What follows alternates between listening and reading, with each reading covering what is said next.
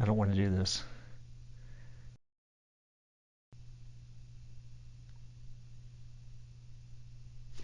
Hi, everybody. Welcome to The Religion Show. It's me. I'm back. It's been 3 years since we've done The Religion Show, and a lot of you are wondering what happened to me. The last you saw of me, I disappeared into the woods. May or may not have been a dream that was somehow captured on video. May or may not have encountered my twin brother / my alter ego. In therapy, she really wanted to know, do I actually have a twin brother? All this stuff really happened. You saw it if you watched season 1. We're now in season 2. This is very exciting. Season 2. If you did watch the first season, what was that cut? What was that cut? That on YouTube, they cut things without even moving the camera. Just cuts like that one.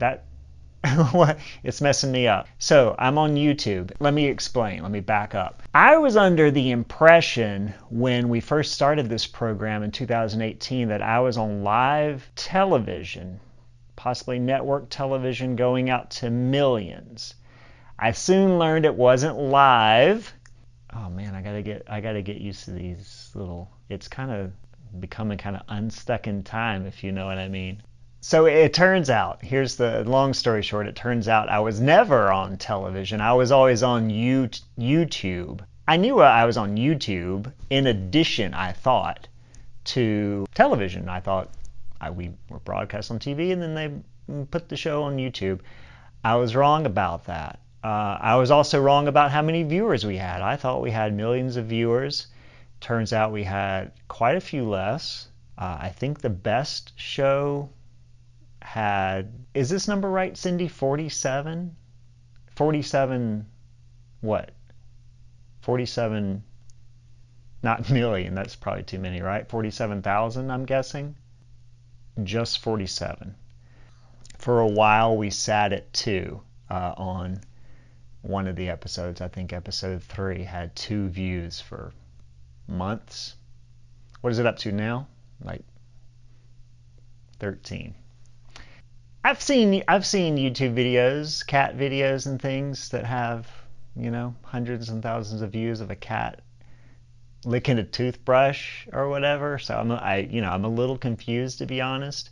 This is a quality program that I put a lot of work into writing and recording, and even if it doesn't go out live, I shoot the whole thing live, so which is why these cuts are really messing me up. Part of the point is things are going to be a little different this episode now that I know we're on YouTube. Cindy, my producer, has told me that we want to do some things that appeal to the YouTube crowd. So the first thing I need to do is to tell you to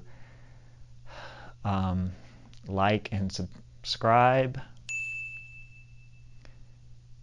and to smash that like button.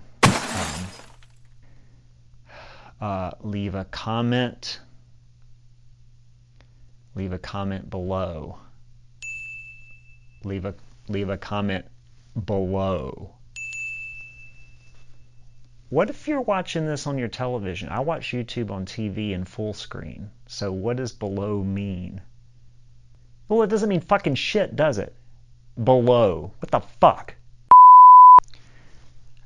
It's not that I don't like YouTube, ladies and gentlemen. I love it, but some of the conventions are just soul crushing. Every time somebody says like and subscribe, it kills part of me.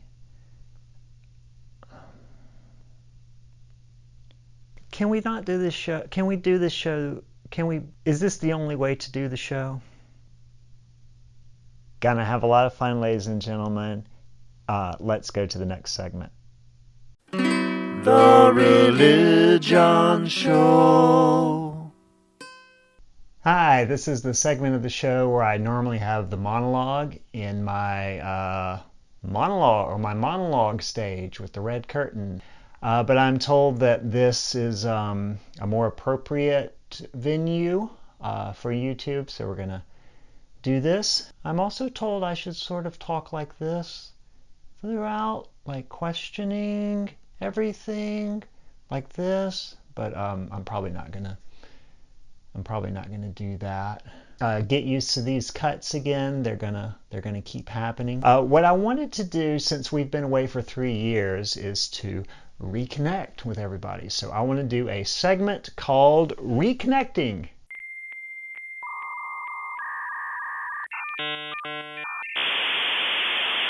So here on Reconnecting, we're going to take some calls through Skype, I'm pretty sure is how we're doing this. We're going to start with a call from Fidelis Nervi from Dubuque, Iowa. Hey man, where did you disappear to for the last few years? Okay, good question. Where have I been for the last 3 years? Well, I have not been in the woods in some sort of nether dimension the whole time, if that's what you're wondering. I did go through a weird so-called spiritual journey there on that episode 6, and then was brought back, and then was sucked away again. I guess they thought they were not quite done with me yet. Yeah, this voice actually does work pretty well. I guess they thought they weren't done with me yet. Nah, forget it. As I said in the intro, I have been talking to a therapist who has, she's pretty good.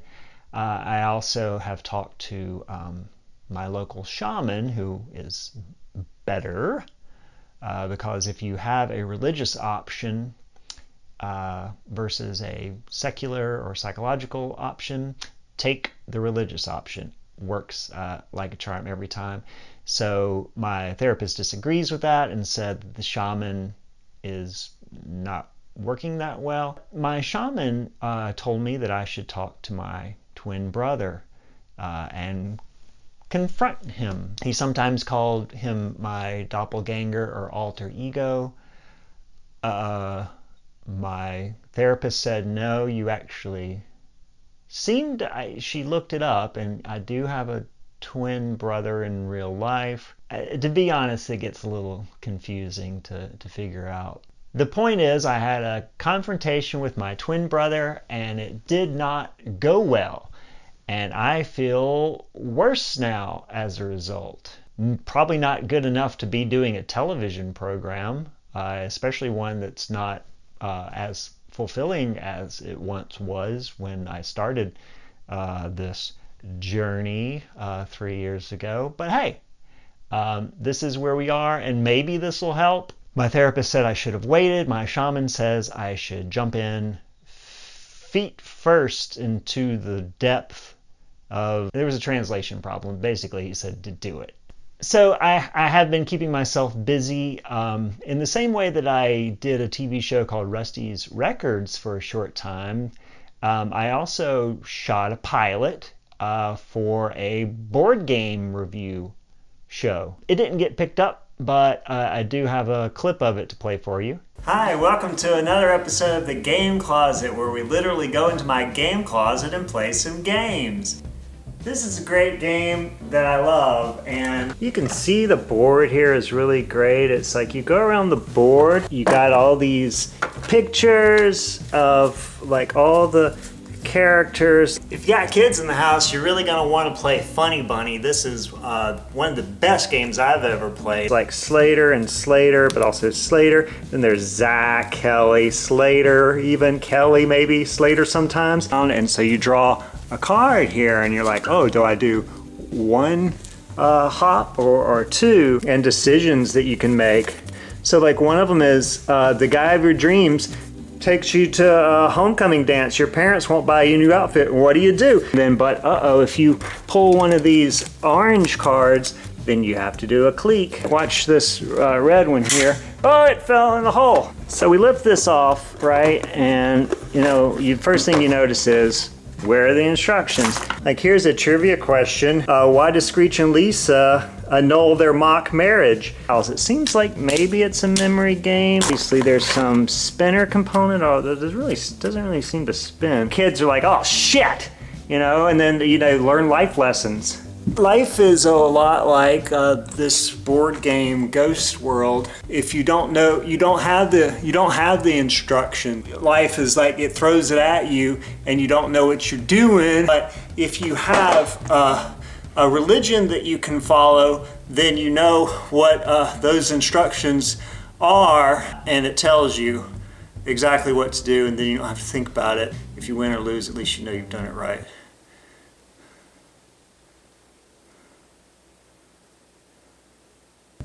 Oh, here they are. This was actually kind of just fell behind in the closet somewhere. Okay, seems kind of fun. So that was that. I hope you liked that. Maybe it'll get picked up again one day. I would actually rather be doing that right now than this. Let's take the next caller. This is from Murdy Bass from San Antonio, Texas. Hi, in your last special, why were you wearing a backpack in some of the shots, but not in some of the other shots? Okay, Murdy, thank you for that question. I'm not sure about the answer. I disappeared into the woods where time and space don't even seem to exist and where we don't seem to be on the same plane. And so a backpack kind of popping in and out seemed like the kind of thing that maybe would happen. Maybe it was symbolic of the journey I was on. I'm not sure if I can read all the the metaphors properly for you. I do know, like, for example, Murdy, a mechanical owl followed me back. Like, it was not a real owl. You know what I mean? Like, it was this weird mechanical owl, and then it followed me back into the studio, and I don't even know where the owl is now. I guess it's in props.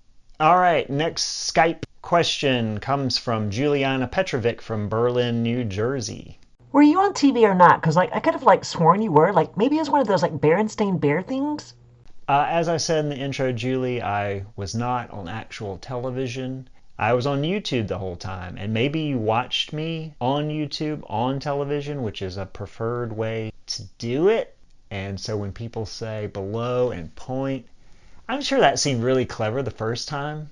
Like, you're pointing to a thing and you're, watching a little screen on a screen, and you can actually see comments, and you're doing that in the same way that they're like, hey, look, check out this link. I just did it. It's not, who cares now? The good news is, and I'll share this with Julie and everybody else, is that the BBC, British Broadcasting Company, has contacted us, said they're willing maybe to pick up our show. They want the first 6 episodes of season 1, and if we can commit to at least a 3-episode run on season 2, no more than 8 episodes, then they want us. And they said, as long as we make another season within 15 years, that fits their criteria. And so, yeah, we may be on British television soon. I've been working on that accent. All right, so that's all the calls we have. Cindy tells me that it is time to go to an unboxing video. So I'm gonna take things out of a box. All right, excited about this one. This is from my producer Cindy. Okay, so let's find out what's in here. It is a My Little Pony. Okay, all right, we will put it in this pile of other stuffed animals she bought for this set that we had to do. All right, let's go to the news.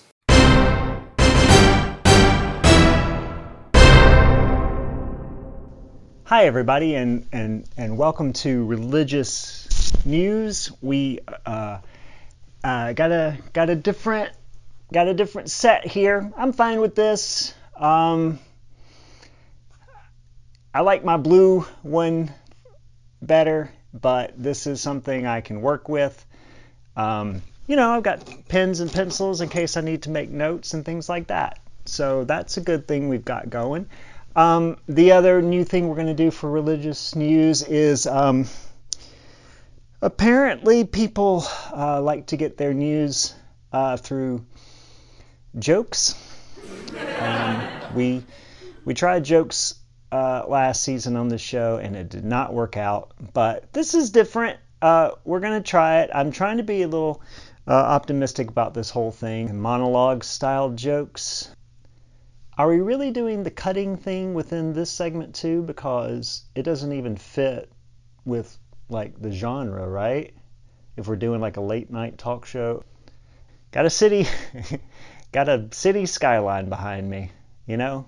That's just a typical, been doing it since Jack Parr or whoever the hell started the city skyline back in the 40s.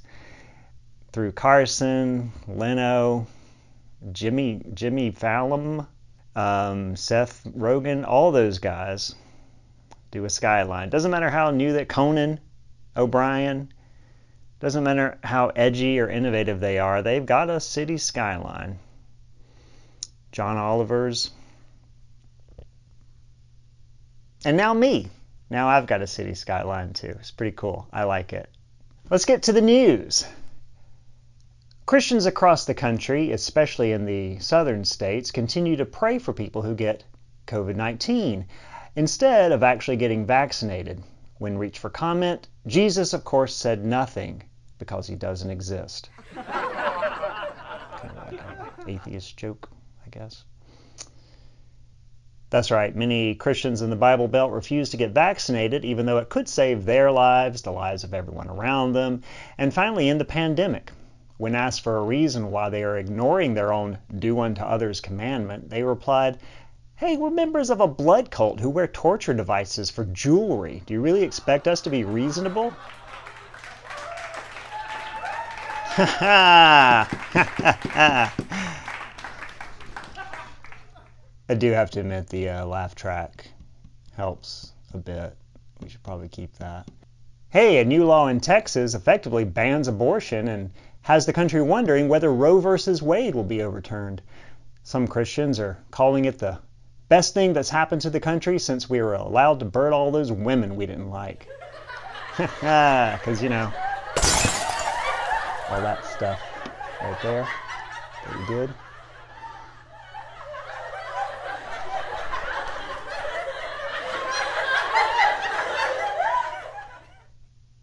A church camp in Illinois didn't require vaccines or masks, and now it is linked to 180 coronavirus cases, said Jason Voorhees of the Friday the 13th series. Hey, now who's the bad guy, See, he doesn't look so bad now that he only killed like 6 or 7 kids, probably. Gruesome murders, but not as gruesome as getting a tube down your throat and then dying. That's, you know. Oh! Mississippi Governor Tate Reeves said Mississippians don't fear COVID-19 because they believe in God and eternal life. Come on, Mississippi, I know the Bible says the first shall be last and the last shall be first, but save some misery and depression for the rest of us, am I right? These aren't even monologue jokes. Like, that's, I don't know what that is. All right, so that's the news, and I am out of... Oh, we've actually got one more joke. When asked the question, what do you think about the fact that we're living through a plague, returning to a religious-fueled dark age, and that we'll all likely suffer like never before because of global warming, most Americans answered, it sucks, which explains why... This is a Monica Lewinsky joke. Yeah, like from the 90s. Wasn't funny then, by the way. Stop the cutting. God damn it. Hi, I'm Levi. And I'm Mason. Hello. And we're hungry. My dad has a stockpile of 4 Patriot survival food. I'm opening up the pouch so I can remove the oxygen absorber. Now that the water's boiling, I can take off the lid. Maisie, can you get me the packet? Maisie, can you get me the packet? It smells absolutely amazing. Hey, y'all. Ooh, it looks really good. For 2 to 3 minutes to thicken.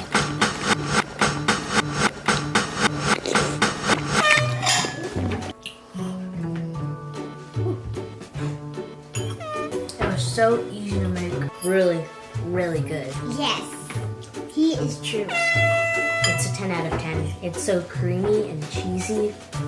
I like it 44. If you want delicious, easy to make food that lasts up to 25 years, I would recommend this to you. Hey, y'all. You ought to get it. It's really good. Yeah, it's really good. I love it. Wow. All right, welcome back. And I'm very happy right now because I'm back in a familiar setting. This is my cozy room, my cozy religious room that I've been decorating. Got a few new additions in here, but mostly the same, and that's what I like about it. I've been having to kind of do all this YouTube crap for the last few segments, and I like kind of just being back in this standard cozy room. However, to feed the YouTube algorithm, I'm told that top 10s or top 20s or top 5s or something like that gets some clicks. So let's do a top 5. And this is a topic I'm excited about. Top 5 brand new religious movements. So these are religions that have only been formed like in the past few years. So we consider them new religions. So let's start with number 5, the Missionary Church of Copimism. This is a religion that's about file sharing. They feel that copying info is a sacred virtue, and so any sort of file sharing you do online or whatever is what they're all about. And this group started in 2012, so yeah, I mean it's not even quite 10 years old yet. Yeah, this is a good one. In fact, got the old iPad here. Let's see, what have I got to share? How about Smash Mouth's All Star is a classic, right? Is Napster still on here? What if I just share a whole movie? The Astronaut's Wife. That's a great movie. Let's see. And uploaded. There you go. So now I've done my daily ritual for the Church of Copimism.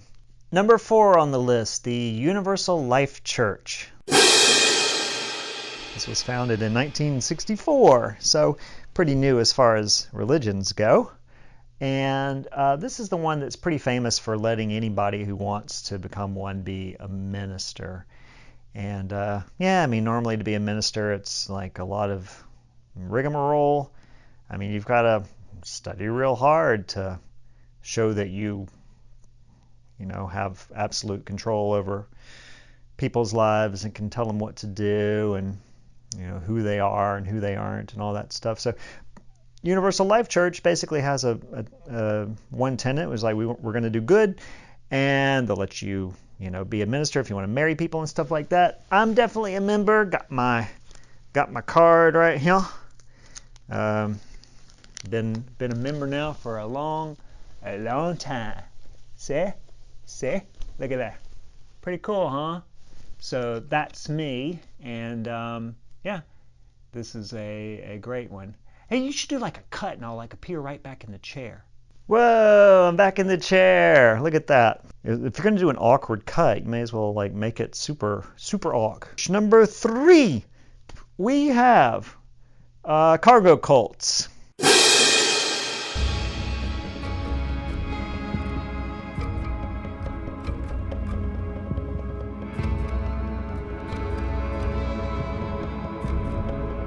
Nearly all the natives of Tara believe in this strange man who will come and will bring all the cargo. And they call him John Frum.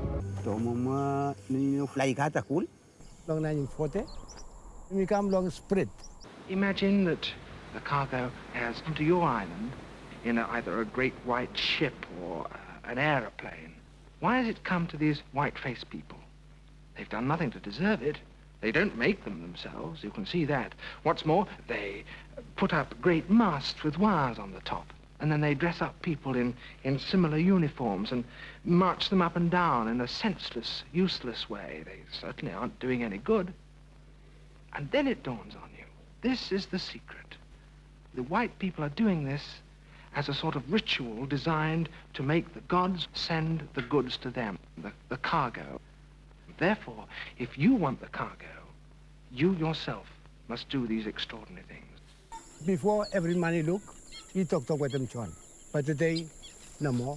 Now, yeah, only one man, he talk with them, John. John Narrow. Nyakarumoy maskalum 10, 11, yes. And ngajin dito ngajin kami ulan harim to arus pala na yu, tuwa. Ani po rin tani kami kakamot tuwa. Ran promos temani mo tuwen, ma utan mo utel mo wetlan. Friday ati ki mo utan mo utel beli mo utan na buwan. Utan mo promos ran temani mo utel pa, utan mo utel no to pa na teleng pa. What's cool about this is we know exactly where the religion started, how it started. We know that it's not real. In other words, this is not really a god or anything supernatural like that. And yet, do I want to be a member of this religion? Of course I do. Who wouldn't want to be? I mean, I'm fully expecting that a package might arrive for me right now, some cargo. And in fact, I wouldn't be surprised if we kind of have a new Amazon religion soon where, we just, I know we technically kind of know that we order these things for ourselves and Amazon delivers it, but like, especially with drones, drones could be angels and they just kind of deliver it to our door. These like magical gifts appear. I mean, I don't know. I think we could be onto something, a brand new religion. Number 2, video game evangelists. Cindy and I were discussing how to make the show more palatable for YouTube. And one of the most popular things you can do on this here website is talk about video games. And so I thought, what if video games were used to like evangelize? And I don't mean like religious video games. I know there's plenty of like Christian video games and like, Escape from Hell or whatever. But I'm talking about like where you just actually go into video games that are not intended for religion and use it to try to convert people. So I actually did a little bit of that on a game. This is a game called Sea of Thieves, which I never really played it, but I got on there just long enough to kind of learn how to steer the ship's wheel a bit, and put on like a cool costume. They have like a speaking trumpet where you can like yell at people on other boats, and so it was pretty fun. Immediately started evangelizing to other players, and I think they liked it. Here's some footage of me doing that. And I'm hoping this Pet Shop Boys music I'm playing will kind of attract some players to. Oh, there's somebody. Let me get my speaking trumpet. Hey, have you heard about Jesus? Hey, have you? What are they doing? Oh my. Hey, what? Hey, quit firing at me. I'm trying to tell you about the good news of. Oh gosh. Oh, they're killing me. Hey, what? Oh wow. Well, I'm floating off to heaven or somewhere. What? All right, and that brings us to the number 1 new religion. This one's called the MAGA cult. Yeah, I hadn't really heard of this one, and Cindy said that I could probably just watch some clips of what the MAGA cult is. I can't even imagine. It's all capital letters, MAGA, so I'm not even sure what that stands for. Just got a few notes here about it. Apparently, its leader is Donald Trump. I assume that's a different one. No,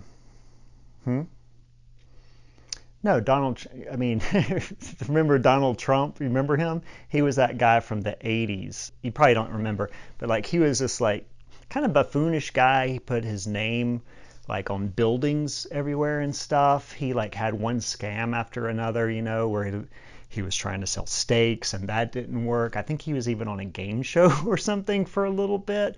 Just like a total con artist basically. So I assume this is a different Donald Trump, who's the leader of this MAGA cult. What does MAGA stand for anyway? Make America Great Again. Okay. So it's like an American sort of religion. Sounds cool so far. What, Cindy? I wish she would tell me these things before the show sometimes. I feel like I'm getting like the information as you get it. I mean, like I said, I was doing every single religion there was, and it was kind of this full-time job, and I didn't know about the MAGA cult because I was I kind of worked down these lists and try to get to everything, and so this was kind of a newer one. Yeah, I mean, I can watch whatever footage I need to watch. Yeah, I'll do that. Okay, so I'm gonna actually just watch some clips of the MAGA cult and get some ideas of what it's about and who this leader is. No, look, this is a brand new. Oh my God, this is. Is there a religion against this religion? No, I can finish.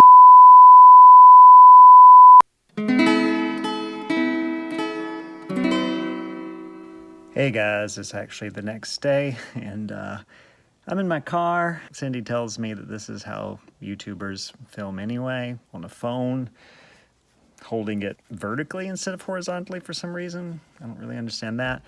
So I'm in my car to make this authentic, and also because, yeah, I only paid for one day of this in the studio. So usually we kind of end the show with the closing prayer, and I thought today that I would end by saying the prayer would be, fuck the MAGA cult, fuck their leader, and everything about that whole scene is fuck them in the asshole, or wherever would hurt the most, I guess. It's definitely a religion, and it's not one that I am the least bit interested in.